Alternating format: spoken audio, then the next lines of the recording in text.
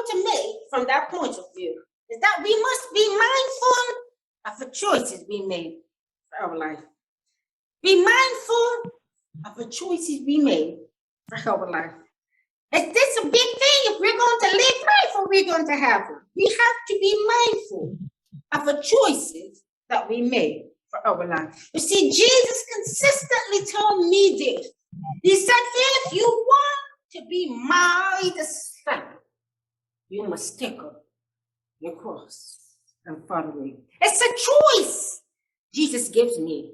It said, if you want to be my disciple, I want you to look at the situation where Jesus speaks. If you read this entire book of Matthew, you would realize there was a crowd of people around Jesus, including his disciples. And now in that crowd, there are people there who may want to be his disciple. No, Jesus was not telling his disciple, if you want to be my disciple, no, because they're already Jesus' disciples. So he was addressing this crowd of people, but he said, if you want to be my disciple. He is talking to those people in the crowd who come to him to be healed. He was talking to those people in the crowd who come to him to find freedom. He was talking to those people in the crowd who was poor, who was desperate, who was lonely, people who was oppressed by the Roman Empire. He was talking to the people in the crowd who needed hope. He was talking to you. If you want to be my disciple, it's a choice that you have to make for your life. And see, my brothers and sisters, discipleship is a choice. If it's a choice that we have to make. But remember this.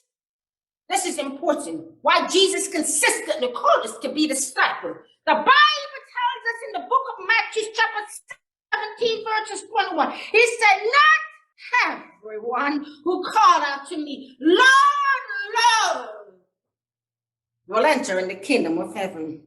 Only those who actually do the will of my Father in heaven. And the will of God is for us to follow his Son. When we seek to love the Lord our God with all our soul, we must follow his Son. You see, Christ simply laid out to us the plan, the direction, the will of his Father who is in heaven. Christ always reminds us, he said, my Father and I are one.